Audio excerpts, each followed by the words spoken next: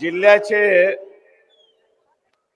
नवी मुंबईचे असणारे अध्यक्ष दिलीप बनसोडे ज्यांनी आपल्याला असणारा मार्गदर्शन केले, असे असणाऱ्या महाराष्ट्राच्या अध्यक्षा रेखाताई ठाकूर, युवकांचे असणारे अध्यक्ष निलेश विश्वकर्मा, या जिल्ह्याचे असणारे प्रभारी ॲडव्होकेट प्रियदर्शी तेलंग,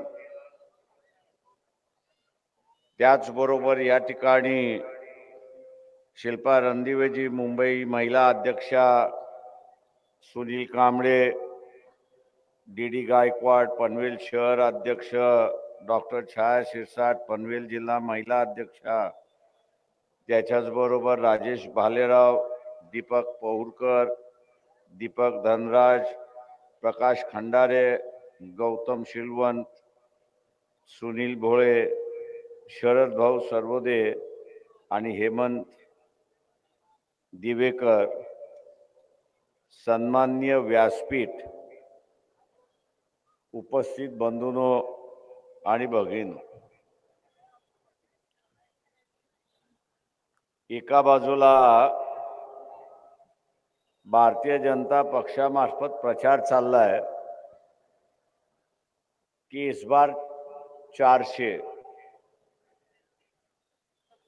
आता हे 400 आणायच्या की न आणायच्या हे आपल्या हातामध्ये आहे, हे आपण लक्षात घ्या. पक्षाच्या वतीने वल्गना केल्या जातील, घोषणा केल्या जातील, पण मतदार आपण आहात. तेव्हा मतदाराने जे ठरवलं तेच या ठिकाणी होणार आहे, आपण लक्षात ठेवलं पाहिजे. आणि म्हणून आपण म्हटलं पाहिजे, माझ्या माहितीप्रमाणे त्यांनी असणारा एकंदरीत 30-35 हजार ठिकाणी धाडी घातली. दाढी घालणं हा तुमचा अधिकार आहे, त्याच्याबद्दल आम्ही म्हणत नाही, शासनाचा अधिकार आहे. पण ज्यांच्यावरती तुम्ही धाडी घातल्या त्याच्यापैकी किती जणांना कोर्टाने शिक्षा सुनावली की त्यांनी चोरी केली आहे म्हणून, काळा धन आहे म्हणून. उलट आपल्याला असं दिसतंय की गंगेमध्ये गेल्यानंतर, स्नान केल्यानंतर आपल्या सगळे पाप धुतल्या जातात. तशा रीतीने भारतीय जनता पक्षामध्ये प्रवेश केला की असणारा चोर साव होऊन जातो, अशी असणारी परिस्थिती आहे. म्हणजे चोर साव होऊन जातो अशी असणारी परिस्थिती आहे. आश्वासन त्यांनी हेच दिलंय, खात्री आपल्याला हीच दिली आहे की तुम्ही चोऱ्या करा, माऱ्या करा, भारतीय जनता पक्षामध्ये या, तुमची पाप धुतल्या जातील, अशी असणारी परिस्थिती आहे. हे आश्वासन त्या ठिकाणी.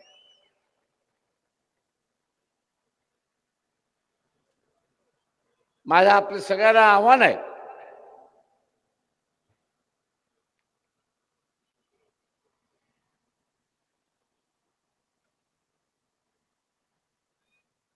की या देशाची व्यवस्था एवढी त्यांनी बिघडवली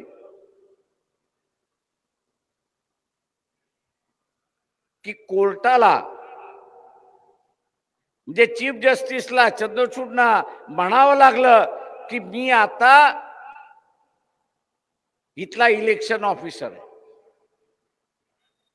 चंदीगडच्या प्रकरणामध्ये, मेयरच्या इलेक्शन मध्ये, म्हणजे यांनी एवढं भय निर्माण केले की अधिकारी कोर्टासमोर सुद्धा खरं बोलत नाही, अशी असणारी परिस्थिती. आणि म्हणून तिथे असणारा चीफ जस्टिस चंद्रचूड यांना म्हणावं लागलं की मी आता रिटर्निंग ऑफिसर आहे आणि मीच आता मतदान त्या ठिकाणी मोजणार. त्यांनी मतदान मोजलं आणि मोजल्यानंतर भारतीय जनता पक्षाचा माणूस जो जिंकलेला होता तो हारलेला होता आणि हारलेला माणूस जिंकल्याला दाखवला होता अशी असताना परिस्थिती. सरकार हमी काय देते की खऱ्याचं खोटं खोट्याचं खरं, या बोटावरची थुकी त्या बोटावरची आम्ही तुम्हाला करण्यात मदत करणार आहोत अशी असताना परिस्थिती. म्हणजे पूर्णपणे भ्रष्टाचार. न खाऊंगा न खाने दूंगा अशी असणारी जी गोष्ट आहे तिला खऱ्या अर्थाने उतरवलं व्यवहारामध्ये. न खाऊंगा न खाने दूंगा लेकिन मैच खाते रहूंगा अशी असणारी परिस्थिती त्यांनी त्या ठिकाणी.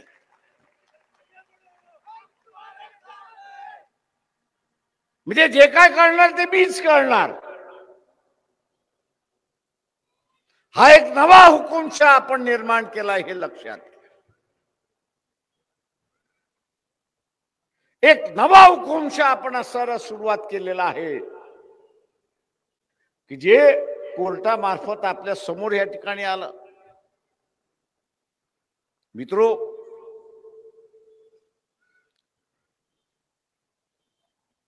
घाबरण्याचं काही कारण नाही, पण इथल्या व्यापाऱ्याने घाबरलं पाहिजे एवढं निश्चितपणे त्यांना सांगणार. सामान्य माणसाला घाबरण्याचं कारण नाही की आपल्या घरामध्ये सोनं नाही, नाणं नाही, नोटा नाहीत, पण व्यापाऱ्याने घाबरलं पाहिजे एवढं लक्षात घ्या. आतापर्यंत व्यापारी हा भारतीय जनता पक्षाला डोनेशनही देत होता आणि मतदानही देत होता, RSS ला पैसाही देत होता आणि डोकंही देत होता अशी असणारी परिस्थिती आहे. या व्यापारी वर्गाला माझं सांगणं आहे की पुढचा नंबर तुमचा आहे. येणाऱ्या 5 वर्षाचा कालखंड हा पुन्हा मोदीच्या हातामध्ये तुम्ही दिलात तर तुमच्या घरासमोर ईडी आल्याशिवाय राहणार नाही हे लक्षात घ्या.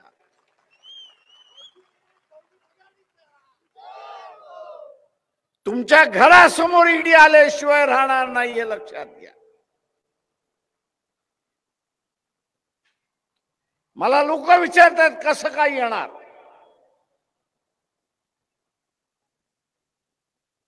मागच्या वर्षाचे राज्यसभेमधले असणारे प्रश्न उत्तराचा तास आहे, त्या प्रश्न उत्तराच्या तासामध्ये आपण तपासा. एका प्रश्नाला उत्तर देताना लेखी उत्तर दिलेलं आहे. या सरकारने लेखी उत्तर दिलेलं आहे की 2014 ते 2024 या 10 वर्षाच्या कालावधीमध्ये या देशातून 24 लाख कुटुंब की ज्यांची संपत्ती कमीत कमी 50 कोटीची आहे, ज्यांची संपत्ती कमीत कमी 50 कोटीची आहे, अशाने नागरिकत्व सोडलं आणि परदेशामध्ये गेले अशी असताना परिस्थिती. 24 लाख की ज्यांची संपत्ती 50 कोटीच्या वरती आहे त्यांनी नागरिकत्व सोडलं भारताचं आणि परदेशामध्ये. पण तीच संख्या 1950 ते 2014 मध्ये आपण बघितलं तर या 74 वर्षामध्ये फक्त 7200 कुटुंब बाहेर गेले, नागरिकत्व सोडून बाहेर गेले अशी परिस्थिती. आणि म्हणून व्यापाऱ्यांना सांगतोय,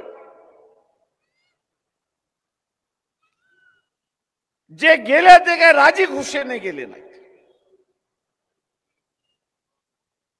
मजबूर होऊन गेले अशी असताना परिस्थिती. जगता येत नाही म्हणून असताना त्या ठिकाणी गेले. आपल्या वाड वडिलांनी कमवलेली इज्जत एका धाडीने पाण्यामध्ये मिळते, मट्टीमध्ये मिळते, आणि ती वाचवण्यासाठी हे बाहेर गेले अशी असताना परिस्थिती. आपल्या वाड वडिलांची इज्जत राहावी म्हणून त्यांनी नागरिकत्व सोडलं आणि देश सोडला अशी परिस्थिती. मी इथल्या सनातन्यांना विचारतोय, कुठच्या तोंडाने तुम्ही म्हणाल की मोदीला मतदान द्या? कुठच्या तोंडाने तुम्ही म्हणाल मोदीला मतदान द्या की त्यांच्या कालावधीमध्ये हिंदूंचं सरकार आहे आणि मायग्रेशन कोण करतंय, नागरिकत्व कोण सोडतोय, नागरिकत्व कोण सोडतंय? तर हिंदू हा नागरिकत्व सोडतोय अशी असताना परिस्थिती. या 24 लाख कुटुंबामध्ये ख्रिश्चन नाहीये, या 24 लाख कुटुंबामध्ये मुसलमान नाहीये, या 24 लाख कुटुंबामध्ये बौद्ध नाहीये अशी असताना परिस्थिती आहे. सगळे हिंदू आहेत. मी सनातन्यांना विचारणार आहे, तुम्ही कुठच्या तोंडाने, आणि RSS वाल्यांना विचारणार आहे की तुम्ही कुठच्या तोंडाने मत मागणार आहात की मोदीला अस्तर द्या म्हणून? जो मागायला येईल त्याला अस्तर तुम्ही विचारत घ्या की हे 24 लाख कुटुंब देश सोडून का गेले. मित्रो, मोदी असं म्हणतोय की सगळंच माझा परिवार आहे, या देशाचा लोक माझा परिवार आहे. साला खोटारडा आहे, पूर्णपणे खोटारडा आहे, पूर्णपणे खोटारडा हे आपण लक्षात घ्या. आणि दुर्दैव इथला आहे की विरोधी पक्ष त्याचं खोटारडेपणा समोर आणत नाही अशी परिस्थिती आहे. हे दुर्दैव आहे की विरोधी पक्ष त्याचा खोटारडेपणा समोर आणत नाही. जागतिक बँकेने सांगितलं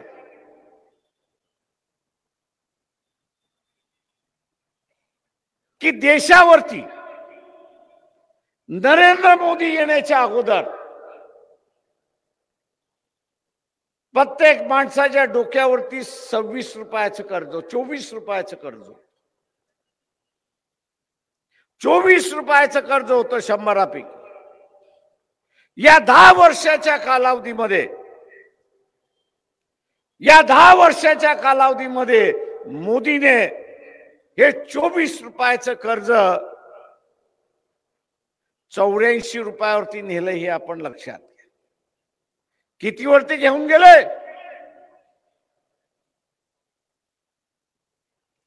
84 वरती त्या ठिकाणी घेऊन गेले. ताजी परिस्थिती. दुबईला किती शिल्लक राहिलेला आहे? फक्त 16 रुपये दुबईला लागलेले आहेत. 100 रुपयाचं कर्ज झालं. पगार आपल्याला मिळतो, 10,000 पगार आपला मिळत असेल आणि बँकेला हप्ता म्हणून आपल्याला 10,000 रुपये द्यावा लागत असेल, आपल्याकडे काय शिल्लक राहतं का? शिल्लक राहतं का आपल्याकडं? आणि शिल्लक राहिलं नाही तर मग काय होतं? घरदार विकायला काढतो ना. मोदीला पुन्हा 5 वर्ष आपण असताना दिला, RSS BJPला पुन्हा 5 वर्षाचा आपण दिला. 10 वर्षाच्या कालावधीमध्ये 24 रुपयाचं कर्ज 84 रुपयावरती घेऊन गेले, म्हणजे 10 वर्षाच्या कालावधीमध्ये त्यांनी 64 रुपयाचं असणारं कर्ज 60 रुपयाचं कर्ज वाढवलं, अशी परिस्थिती आहे. म्हणजे वर्षाला किती झालं? 12 रुपये. शिल्लक किती राहिलेत? 16 रुपये. 2026 मध्ये हा देश कर्जामध्ये डुबलेला असेल आणि आपल्याला भांडी विकावे लागतील, अशी परिस्थिती आहे. घरातलंच आपण उदाहरण घेतलं पाहिजे. जेवढा पगार येतोय तेवढा बँकेचा हप्ता गेला. जगण्यासाठी जगावं तर लागेल. मग आपण काय करतो? दारुड्यासारखा भांडी विक. भांडी विकून झालं तर घरातलं फर्निचर विक. फर्निचर विकून झालं की घर विक. आणि घर विकून झालं तर रस्त्यावरती झोप.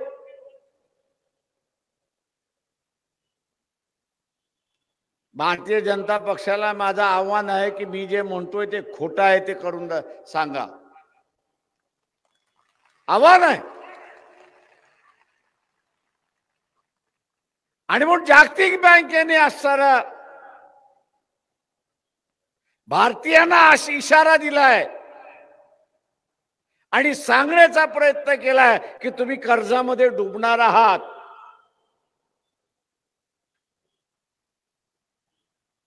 तुम्ही कर्जामध्ये डुबणार आहात. तुम्हाला कर्जामध्ये डुबायचंय? तुम्हाला कर्जामध्ये डुबायचं नसेल तर तुमचं मत भारतीय जनता पक्षाच्या विरोधात तुम्ही दिलं पाहिजे, हे आज सरळ लक्षात घ्या.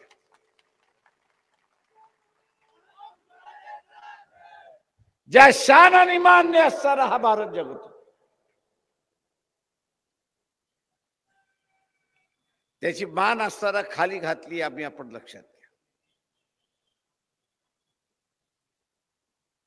हा नवी मुंबईचा परिसर तरी फार मोठा आहे. इथली लोकसंख्या सुद्धा ते मोठी आहे. पण आपण मध्य वाटला असेल की मालदीव सारखा असणारा एक छोटासा देश की ज्याची संख्या आज नव्या मुंबईपेक्षा अर्धी आहे, अशी असणारी परिस्थिती आहे. तिथला पंतप्रधान नरेंद्र मोदीला 56 इंच छातीवाल्याला काय सांगतो? ए, तुझं सैन्य आहे ते इकडनं घेऊन जा.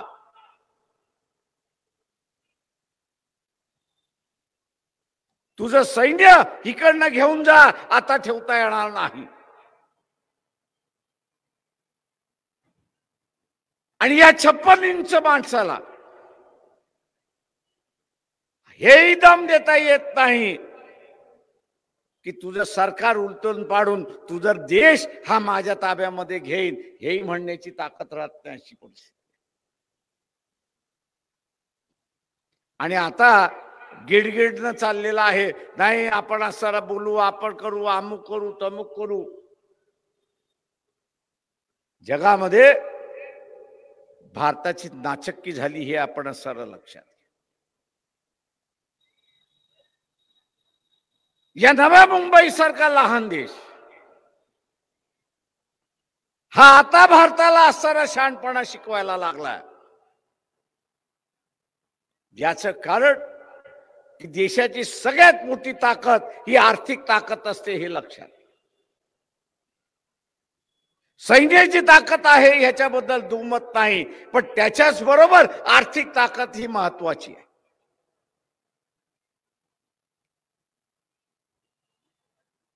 ज्यांनी कर्ज काढून काढून कर्जाला देशाला खोकलं केलं, अशी परिस्थिती आहे. आणि म्हणून आता उठसूट लोक आपल्याला चॅलेंज करतात, अशी परिस्थिती राहील. हे जेवढा दिवस सरकार राहील तेवढे दिवस आपण खाईमध्ये जाऊ, हे असतं लक्षात.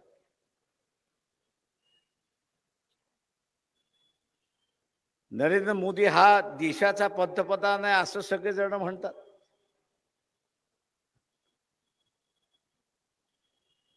पण मला हा देशापेक्षा गुजरातचा पंतप्रधान अधिक वाटतोय हे आपण सरळ लक्षात घ्या.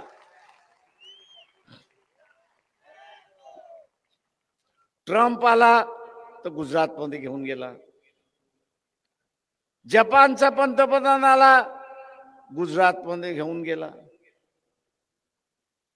फ्रेंचचा पंतप्रधान आला त्यालाही गुजरात मध्ये घेऊन गेला. अरे दिल्ली काय झक मारण्यासाठी आहे का रे?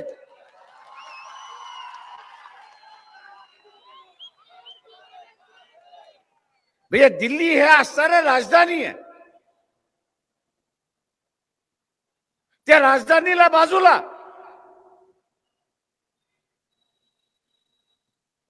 ती राजधानी बाजूला आणि जे काय आहे ते गांधीनगर आहे ना अहमदाबाद आहे.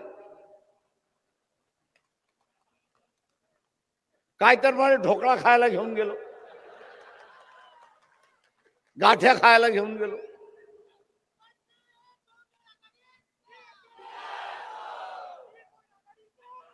या मोदीच्या कालावधीमध्ये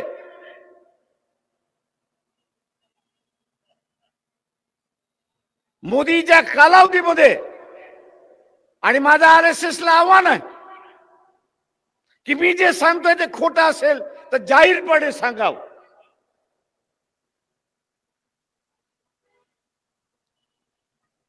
गुजरातच्या व्यापाराने इम्पोर्ट सबस्टिट्यूट ज्याला आपण म्हणतो की आपल्या देशामध्ये माल होत नाही ते माल ह्या देशामध्ये निर्माण करण्यासाठी तुम्हाला बाहेरून मशिनरी आणायची असेल तर तुम्ही आणू शकता. त्याच्यावरती तुम्हाला इम्पोर्ट ड्युटी बसत नाही. पण एक अट आहे त्याच्यामध्ये आणि ती म्हणजे जेवढी इम्पोर्ट ड्युटी तुम्ही वाचवता तेवढा तुमची फॅक्टरी उभी राहिल्यानंतर तुम्ही माल एक्सपोर्ट केला पाहिजे. मशिनरी आणताना तुम्ही असणारा ऍक्च्युअल कॉस्ट वरती आणायचे, त्याच्यावरती टॅक्सेस भरायचे नाही, ती इम्पोर्ट ड्युटी भरायची. पण तुमचा कारखाना सुरुवात झाला की मग तुम्हाला जेवढी सूट मिळालेली आहे तेवढ्या सूटचा माल हा तुम्ही एक्सपोर्ट केला पाहिजे. कागदावरती फॅक्टऱ्या झाल्या, या सगळ्या फॅक्टऱ्याचं ऍप्लिकेशन करणारा, अर्ज करणारा गुजरात राज्यामधून आल्या. गेल्या 10 वर्षामध्ये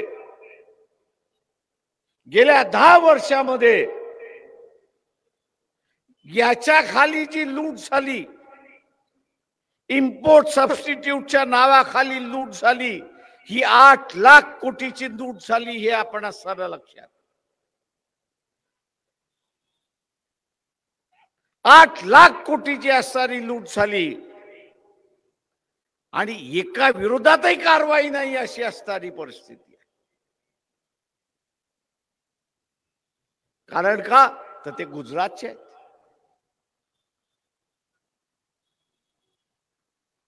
गांडाबाईचे गुजरातचे आहेत, पंतप्रधानाच्या राज्याचे आहेत आणि म्हणून कारवाई नाही.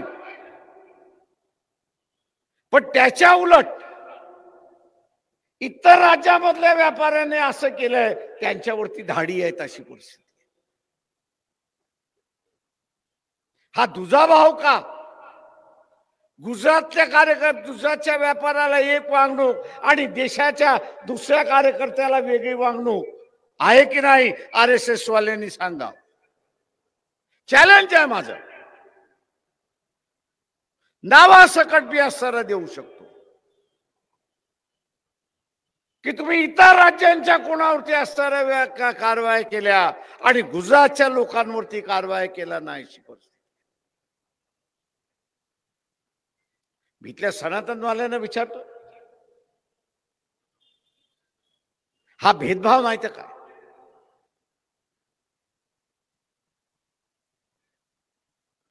गुजरातच्या माणसाला एक वागणूक, उरलेल्या राज्यामध्ये एक वागणूक.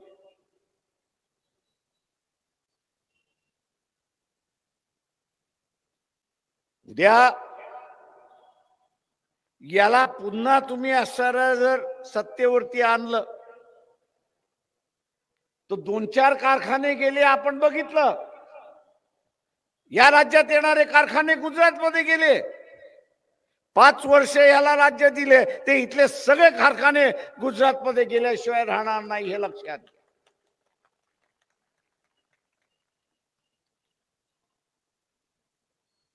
का हा काही देशाचा पंतप्रधान नाही, तर हा गुजरातचा पंतप्रधान आहे, एवढं आपण असणारं लक्षात.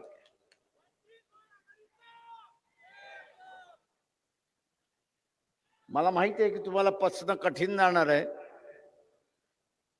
इथले कारखाने निघून गेले की मग तुम्ही म्हणाल सुरुवात, अरे ते आंबेडकर म्हणत होते खरं होतं, आपण ऐकलं पाहिजे होतं.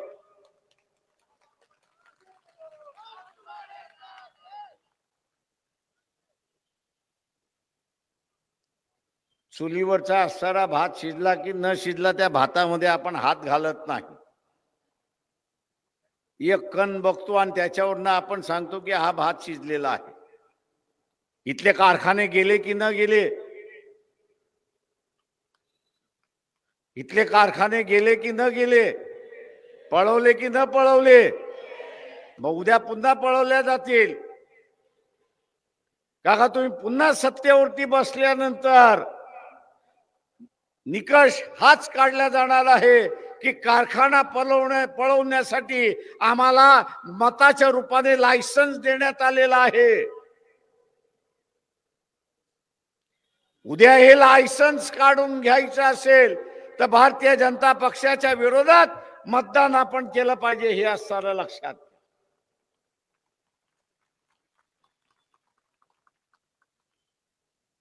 इथे बँकेचं असणारं कर्ज किती आहे कोणाला माहित आहे का?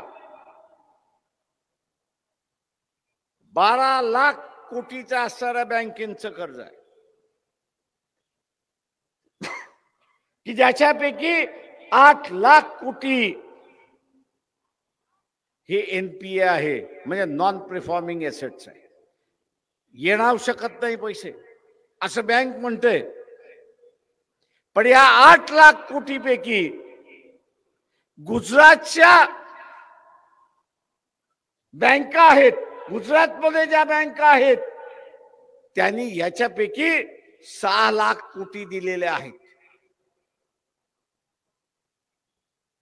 गुजरातमध्ये डुबलेल्या बँका किंवा बँक डुबतील त्याचा असणारा 6 लाख कोटी आहे आणि देशभरामध्ये फक्त 2 लाख कोटी अशी परिस्थिती आहे. पण कोणावरती कारवाई नाही.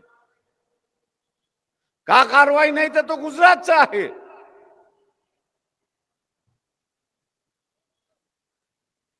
ही जी तफावत आपल्याला असताना त्या ठिकाणी गुजरातच्या व्यापाऱ्यावरती धाड पडलेली आपण ऐकलेली आहे का?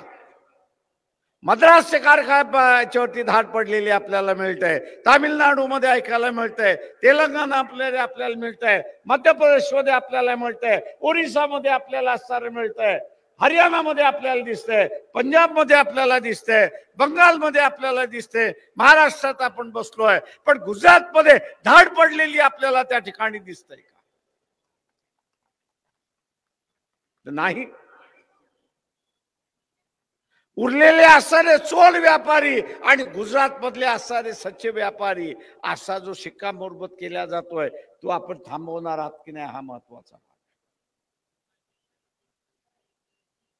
आणि म्हणून मित्रो, 10 वाजायला आलेत, मी ह्या ठिकाणी थांबतोय. आपली एक सगळ्यांची जबाबदारी आहे. आणि ती जबाबदारी काय की फुले शाहू आंबेडकरी मतदार जो आहे त्याच्यावरती एक जबाबदारी आहे की त्यांनी 5 मतं जमा केली पाहिजे. आणि ती 5 मतं जमा करण्यासाठी त्यांनी स्वतःच्या खिशातल्या इलेक्शनच्या कालावधीमध्ये 10,000 हजार रुपये खर्च केले पाहिजे. त्यांनी 10,000 हजार रुपये खर्च केले पाहिजे. ही निवडणूक लोकशाही वाचवण्याची निवडणूक आहे. ही निवडणूक संविधान वाचवण्याची निवडणूक. ही निवडणूक उद्याच्या असणाऱ्या पिढीचं स्वातंत्र्य राखण्याची असणारी निवडणूक आहे. आणि म्हणून ही आपली निवडणूक आहे. ही नुसते उमेदवार आणि राजकीय पक्षाची उमेदवार नाही, तर ही सर्वसामान्य माणसाची असणारी निवडणूक आहे. आणि म्हणून आपण सगळेजण त्याच्यामध्ये सहभागी घ्याल आणि पुन्हा भारतीय जनता पक्षाचं सरकार आपण येऊ देणार नाही याची दक्षता आपण घ्याल. एवढं बोलतो आणि आपली रजा घेतो.